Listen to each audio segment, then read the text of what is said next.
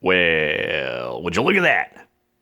That is a 1940 Remington Rand Streamlined Model 5. Specifically from January of 1940, apparently.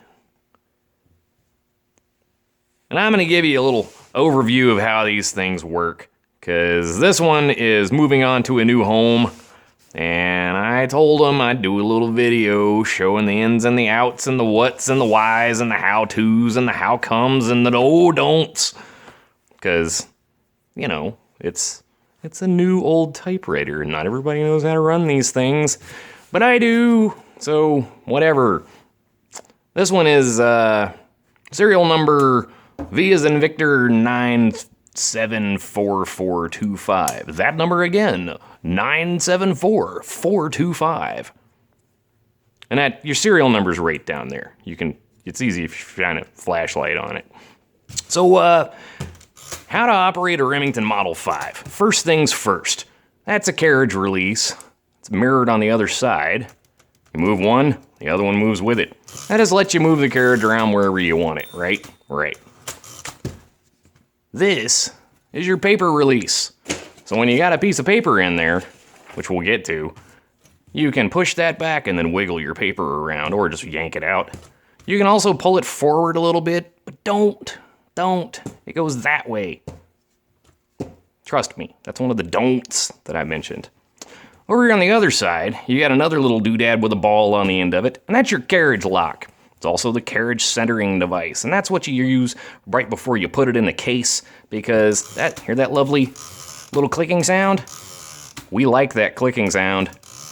And if you don't use this thing, then you stand a good chance of breaking the little doodad down inside there that's making that lovely clicking sound, because you'll notice when we do this, no clicking sound. That's because it disengages the escapement, which is exactly what you want to do for transport, because that keeps the little teeth on that thing down in there from being at risk of being broken. So, to push that on, you just push it forward, and then move the carriage until it clicks into the center. To push it off, you're going to go out and then back just a little bit, and you're good to go. This big old wing right here, that's your return.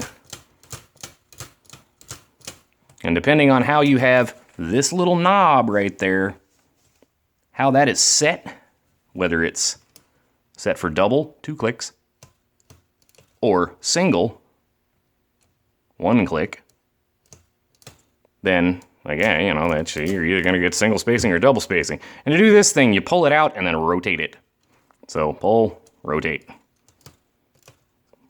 Pull and rotate. Yeah. What else we got? Your ribbon. Now, the ribbon system on these is kind of a nightmare. Not a nightmare, really. You just have to know how it's set up. And, God, I don't know if I can get my camera in there just right. Hopefully. So you should be able to have that little arm sitting outside of the ribbon. But the ribbon itself needs to sit outside of the pivot and then down underneath this little thing right there to where it stays in place. It's really particular. And here, it's got to go, well, like that. You can see. Same thing on the other side. Now, the ribbon will automatically reverse if it's properly tuned once you get to the end. And when that happens, this little knob is either going to go pop and go that way, or it's going to go pop and go that way. And no matter what, if you spin it, it should advance the ribbon. So one of these is going to be feeding, and the other one's going to be winding, right? And if it doesn't, then you got problems. I've got another video that covers that a little bit, but, you know, if you can't figure it out, shoot me an email, and I'll see if I can help you. It's typewriterjustice@gmail.com. So there you go. What else we got up here? Well, you got your shift and your shift lock. Push down the shift lock, it stays locked. To get rid of the shift lock, doink, just like that. Now, a lot of typewriters, well, and apparently this one does it too. A lot of typewriters you can only you can only disengage it with one side, but you can do it on either side here. Backspace button, pretty self-explanatory there. You know, be firm, but you don't have to hit it hard. Just smoothly to the end of its stroke. That is your margin release. If you want to go outside of your margins, that'll let you do it. Trying to finish up a word after that bell, that'll let you do it. What else we got? One of the most distinctive features of the Model 5, the self-starter key. Which is one of the reasons why these typewriters are so sought after by key choppers. Evil, evil key choppers. Because they think that entrepreneurs are gonna want to wear tacky typewriter jewelry with murdered keys that say self-starter. But let's not encourage that, shall we? No. Self-starter, that is basically a paragraph indentation button. It's what they did instead of a tabulator. So it's kind of a tabulator, only it's really not. It's a 5-space advance. So no matter where you are, boom, hit that and you're 5 spaces further than you were a second ago. Pretty snazzy. This other little doodad here is your ribbon selector. It's got 3 positions. All the way down is the top half of your ribbon. In the middle is not at all on your ribbon. And all the way at the top is the very bottom of your ribbon. So if you're on the red, you get the red half. If you're on the black, you get the black half. And if you're in the middle, you don't get squat. Because that's the stencil position. And we ain't making stencils, we're playing with typewriters. Right? Right. That's really about it. Oh, no, it's not. We've got the mystery button over here. What does it do? Well, notice the difference? Clicky, no clicky. Clicky, no clicky. Yeah. That's so you can line your paper up. Speaking of lining paper up, let's do a little tape test. Remington Streamlined 5 from January of 1940. Serial number V as in Victor 974425.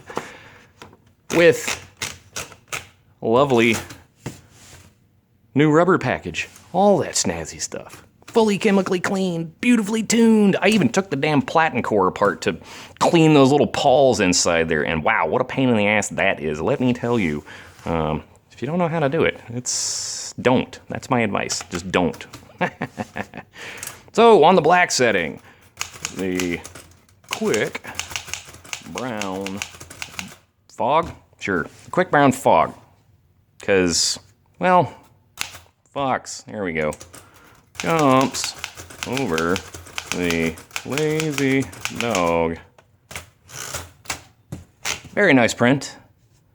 Nice and clean. We're gonna go for a little bit on the red setting. And one of the things that you're gonna find on these Remingtons is that if you're on the red setting, sometimes your ribbon's gonna get hung on the type guide up there. It just happens. I mean, theoretically, there is a sweet spot that you can get to bend those little tines on the bichrome. See how it just got hung right there? But man, I tried not to fiddle with them because they're kind of brittle and they like to break and they're hard to find. So don't mess with it. Just keep typing. It'll line itself back up. Now is the time for all good men to come to the aid of their country. See, it got hung a couple of times and it still typed just fine. Because that's what Remingtons do. Anyway, that's about it for this little beauty. It was a whole lot of work, but man, it was worth it. Let's look at that. Look at that madness. It is flabbergastingly beautiful. Really. I love this particular model so much. One of my all-time favorites. And that one is particularly nice example. Later.